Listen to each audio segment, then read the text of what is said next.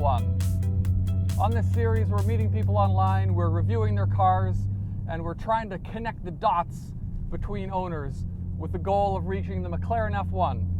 So if you've got a car that's interesting, even if it's not that interesting, I would love to feature it on the show. You can send me a DM or fire off an email to roadtothef1@gmail.com. Big thanks goes out to Dan, who's handed over the keys to his car today. We've got a 2013 BMW 335i Coupe. And this is not just a standard coupe. This has been modified quite a bit to really maximize the amount of driving pleasure you're going to get, which we'll get into in a little bit. So the 2013 model year was a bit of an odd year for the 3 Series.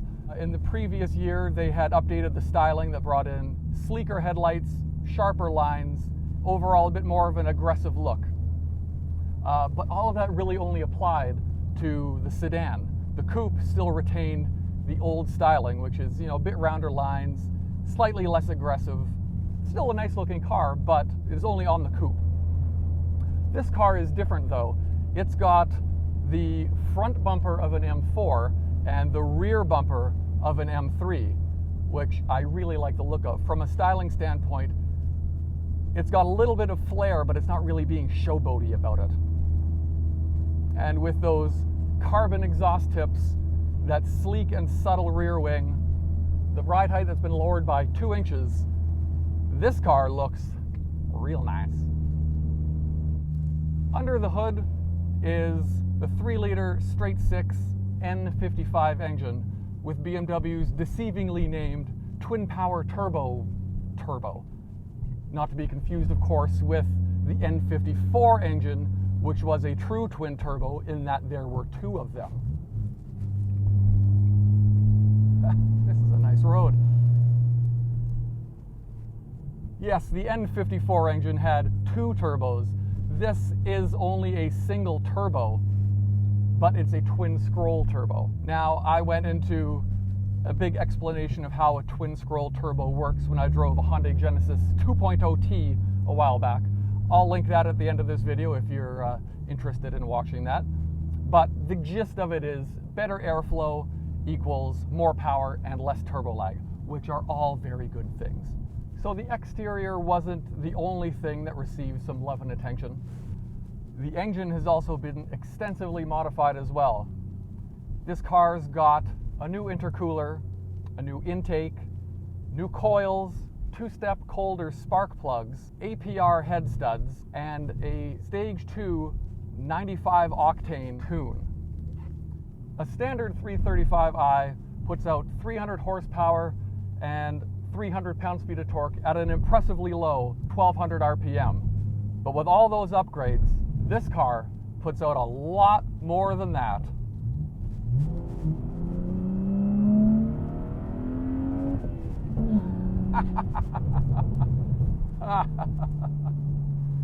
Oh, jeez. The throttle response is fantastic. You wiggle your toes and it just takes right off.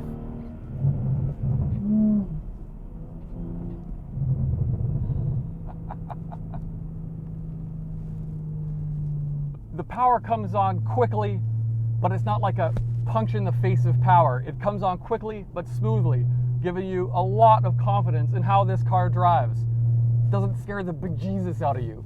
It's just a lot of fun. A standard 335i does 0 to 100 in about 4.4 seconds. I haven't timed it, but I'm sure this car is faster than that. What a blast. And listen to that sound coming out the back.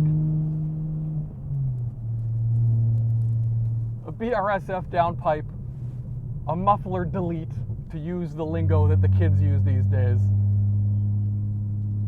The exhaust is a beautiful symphony that will intrigue and annoy the neighbors. Let's downshift, 2nd gear.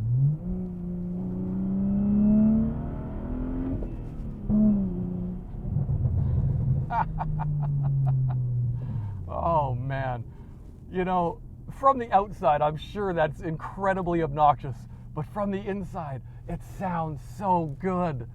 My God. This car does have BMW's all-wheel drive xDrive system. Now, most all-wheel drive systems are hydraulically operated. BMW's is electronic with a multi-clutch system, which has the benefit of being lighter, but also it's much quicker. It can transfer power between either axle, can transfer 100% of that power in only a tenth of a second, which is really impressive. And when you're an average driver like me, it's kind of nice to have the knowledge that there's a little bit of something behind you to help you get you out of trouble should you find yourself in trouble really quickly. It's split 60-40 to the rear and the front. And honestly, in the little bit of driving I have been doing, you're not going to notice a difference whether it's rear-wheel drive or front-wheel drive or all-wheel drive. But it sure is nice to take around these corners.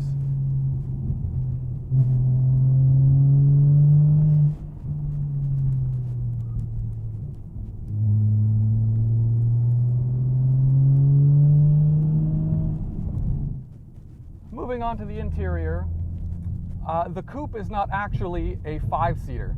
If you look in the back, the rear seats actually have a little center console of their own, which makes this car a 2+2. And if I'm being totally honest, not that long ago, I would have turned up my nose at the two-tone red and black interior. But in my old age, I've really begun to appreciate the look of this. The shade of red on these seats is classy without being gaudy. It's a kind of look that says, I want to stand out from the crowd a little bit, but I also want to be able to sell this car at some point down the road. Beautiful old school analog gauges. I love the analog gauges. Being an old man, such as I am, I'm going to have a hard time letting go of analog gauges with all the digital ones coming out now. I understand their appeal, but they're not for me. These ones are great. It's got the M Sport steering wheel, which feels a little bit big in my hand. I'd prefer it if it was a little bit smaller. The pedals on here are nice and close together, so heel towing is very easy to do. The gearbox the throws are a little bit long, but they do feel nice. They're not too clunky. They feel pretty good. BMW's iDrive system, it's got all your radio controls, all your car controls, and your telephone settings, all that sort of stuff. And being the manual car, there are no drive modes. There's no Eco Pro, there's no Comfort, there's no Sport or Sport Plus.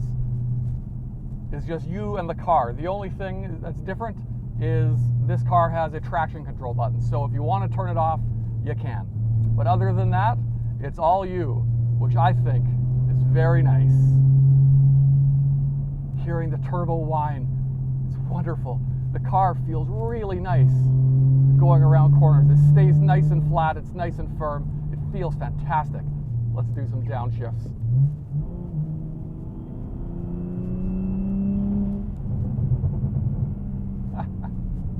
Oh man, this is a really nice car. It's right at that line before all the electronic gadgetry started taking over. It's just a beautiful little car. And that means it's time to give it our rating of 1 to F1. If this were a standard 335i, I would probably give it a solid 4. But seeing with all these modifications, I'm going to give it a 5.5, maybe a 6. It's a lot of fun to drive. Lots of power, it looks beautiful, but it's still easy to drive on a day-to-day basis. Fantastic. So a big thank you goes out to Dan for handing over the keys to his car today. And if I were a real YouTuber, I'd be inserting comments about liking and subscribing and ringing the ding. But I'm not a real YouTuber, so I'm not going to say those things. But we'll see you on the next show, and I'm going to drive this beast around a little bit more.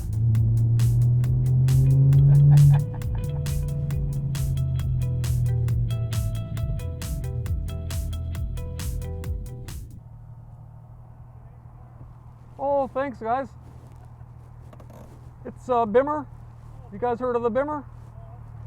Yeah, the 335. Yeah, that's right. That's right. Yeah, oh, thanks, guys. I like your Ranger. That's good. You ever haul any wood? Yeah?